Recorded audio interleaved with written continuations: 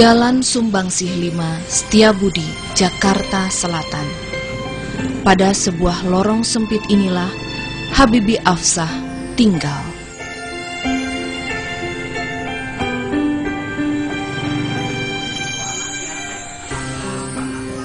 Karena kondisi fisiknya yang jauh dari sempurna, Habibie sangat tergantung pada bantuan orang lain, bahkan untuk yang bersifat pribadi sekalipun. Sejak kecil, Habibie menderita penyakit kelainan gen muscular dystrophy yang membuat tubuhnya semakin kecil dan mengkerut.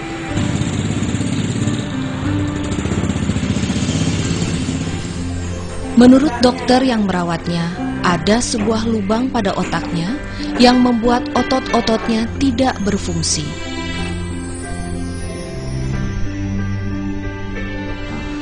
Sebuah terapi di masa kecilnya malah membuat mangkok tulangnya terlepas dan menjadikan kakinya panjang sebelah dan tidak bisa diluruskan.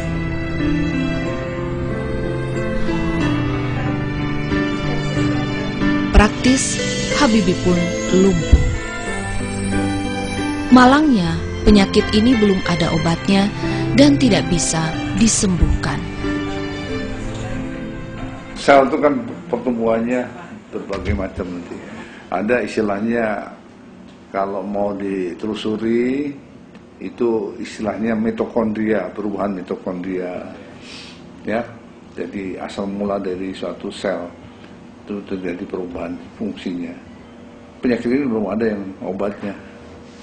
Obatnya adalah menerima, keikhlasan, kemudian manfaatkan mana yang sabar, yang potensial, ya.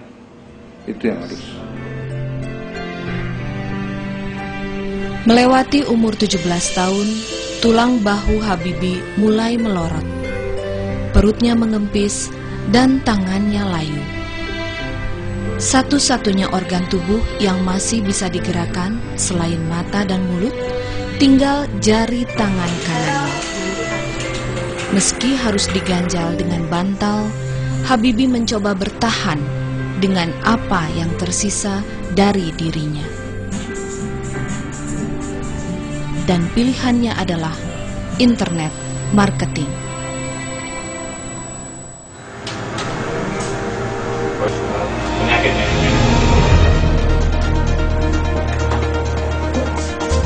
Lewat perjuangan yang tak kenal lelah, Habibie berjuang menjadi pemasar online di Amazon.com, sebuah perusahaan di Amerika Serikat yang menjual aneka keperluan rumah tangga lewat internet.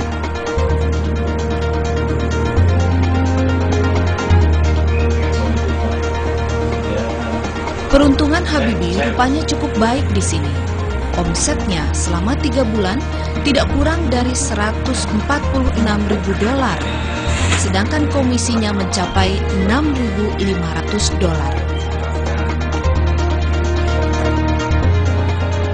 Prestasi ini cukup fenomenal karena Habibie merupakan orang Indonesia pertama yang mampu menjadi penjual barang di Amerika di situs itu.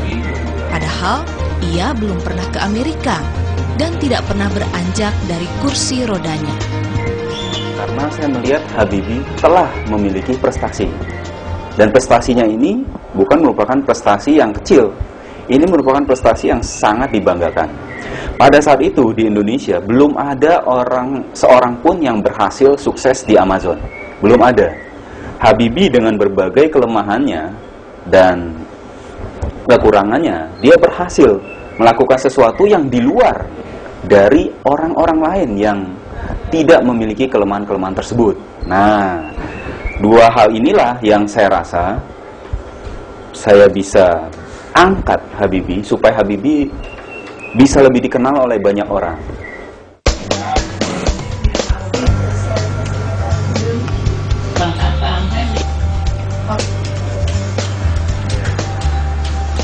Kesuksesannya di Amazon.com itu ia abadikan dalam bentuk e-book berjudul Sukses dari Amazon. E-book ini ternyata diminati banyak orang yang ingin mengikuti jejaknya. Sedikit demi sedikit, Habibie mulai terkenal di dunia maya, dan uang pun semakin banyak mengalir ke kantongnya. Dua keberhasilan itu semakin memompa semangat Habibie. Habibie lalu meluncurkan produk berikutnya, rumah101.com. 8,8 pakai BB ya. Oke, berarti kan BB juga sangat membantu. Dalam situs ini dia menyediakan sarana bagi orang yang ingin jual beli rumah secara online. Uang pun ia dapatkan dari orang-orang yang memasang iklan di webnya itu. Berkarya dengan apa yang kita miliki. Tapi Habibie tidak berhenti sampai di situ. Kembali ia membuat web baru, maduperhutani.com. Di situs ini ia berjualan madu. Dan terakhir, ia membuat situs ponsel Quran.com. Sesuai namanya, ia berjualan handphone yang memiliki aplikasi Al-Quran. Semua dagangannya itu ia promosikan via internet. Sedangkan untuk transaksinya, Habibie dibantu ibunya.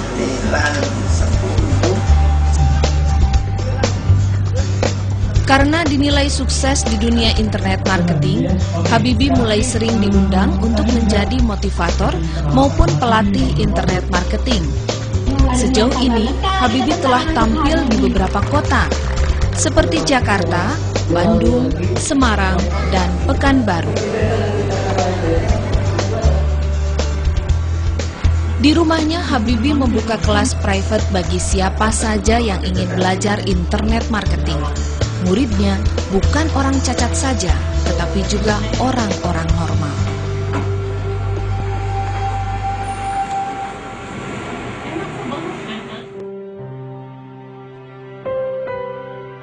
Habibie Afsah lahir pada 6 Januari 1988 di Jakarta. Ayahnya, Nasori Sugianto, adalah pegawai BRI. Sementara ibunya, Endang Setiati, pegawai perhutani. Habibie merupakan anak ke-8 sekaligus bungsu dari pasangan ini. Nama Habibie sendiri diambil dari Presiden Republik Indonesia ketiga, B.J. Habibie, dengan pengharapan agar bisa mengikuti kesuksesannya. Meski menjadi penyandang cacat, Habibie dikenal sebagai anak yang cerdas. Dari tingkat SD hingga SMA, ia selalu menjadi juara kelas.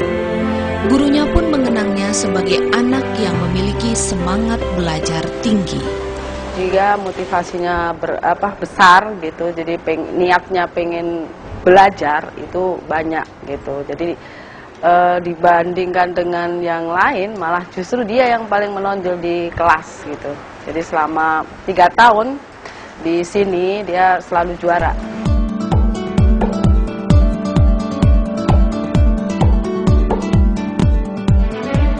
Di mata temannya sendiri, Habibie dinilai sebagai pribadi yang menyenangkan. Sekalipun terkesan datar dan nyaris tanpa ekspresi, ia sebenarnya juga suka bercanda. Cukup kaget ya, karena saya belum pernah ketemu dengan seorang teman yang memiliki keterbatasan dalam bergerak, dalam istilah cacat. Tapi saya melihat Habibie orangnya cukup kuat. Dia berusaha untuk beradaptasi dengan teman-temannya, dan dia gak risih dengan keterbatasan yang dia miliki. Dia mudah berbaur, dan juga cukup lucu banget malah. Di luar aktivitasnya sebagai pemasar online, Habibie tetaplah pemuda biasa. Selain main game dan Facebook, ia juga suka jalan-jalan di mall. Layaknya pemuda normal, Habibie pun punya teman dekat, Rara. Dalam waktu-waktu tertentu, ia juga suka bercengkrama dengan teman dekatnya itu.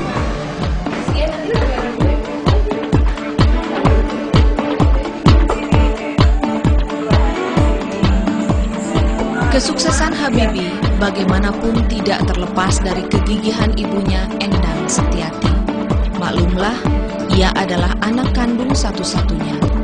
Sedangkan 7 anak lainnya berasal dari istri pertama suaminya. Endang Oranglah yang selalu memberi semangat dan memasukkannya ke kursus-kursus internet yang cukup menguras tenaga dan biaya. Pasalnya, sebelumnya Habibie memang sempat mau menyerah. Pertama itu Habibie sendiri rasanya belum enjoy gitu ya, dan dia hampir putus asa, nggak mau meneruskan lagi. Cuman saya bilang sama dia, kalau kamu tidak mau meneruskan lagi, berarti kita gagal total. Rumah 101. Jika ada kemauan, di situ ada jalan. Nah, ini Pepatah lama ini ternyata masih berlaku. Tanpa diduga, pakar internet marketing Suwandi Cho mau membimbing dan melatih Habibie di rumahnya secara gratis. Kondisi ini membuktikan kota Jakarta yang konon sumpek dan egoistis itu ternyata masih tetap ada orang-orang yang mau berjuang tanpa bayaran.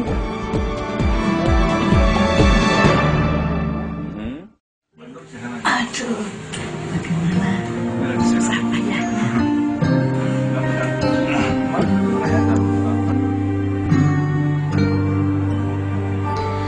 Namun tidak bisa dipungkiri, vonis dokter yang menyatakan umurnya tidak akan lebih dari 25 tahun cukup menghantui orang tuanya. Apalagi kondisi fisiknya juga terus menurun. Makanan disuapin ini semuanya. Apalagi keadaan sekarang ini makin lemah gitu.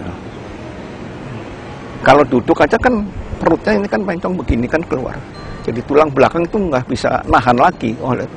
Untuk tubuh itu nggak bisa nahan lagi sehingga pengkong begini bentuknya. Ya itu yang sekarang suka menghantui pikiran saya ya. Karena melihat fisik Habibie.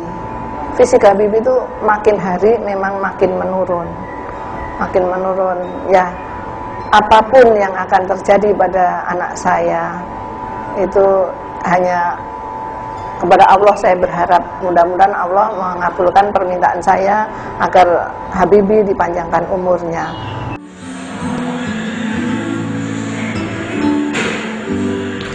Habibie sendiri mengaku tidak terpengaruh dengan vonis itu. Meski secara teoritis umurnya tinggal 3 tahun. Bahkan ia telah menyusun berbagai rencana untuk masa depannya. Malah bersyukur tuh kalau kayak begini gitu. Yang mungkin yang ya karena Allah juga maha baik, maha penyayang, apa yang saya minta dikabulkan semua. Meski secara fisik memiliki kelemahan, Habibie menolak untuk dikasihani. Baginya, semua orang memiliki kodratnya masing-masing. Dalam bukunya ia menulis, kelemahan yang ada pada dirinya justru telah menjadi kekuatannya. Setiap manusia selalu ingin terlahir sempurna. Namun di dunia ini tak ada yang seutuhnya sempurna, dan tak ada yang seutuhnya tidak sempurna. Bukankah kita sudah sepaham bahwa Tuhan yang maha sempurna dengan segala ciptaannya? Tuhan ini menunjukkan kebesarannya dengan segala apa yang ia titipkan di diri ini. Saya ikhlas dengan apa yang telah ditakdirkan, dan saya bahagia dengan apa yang telah diikhlaskan.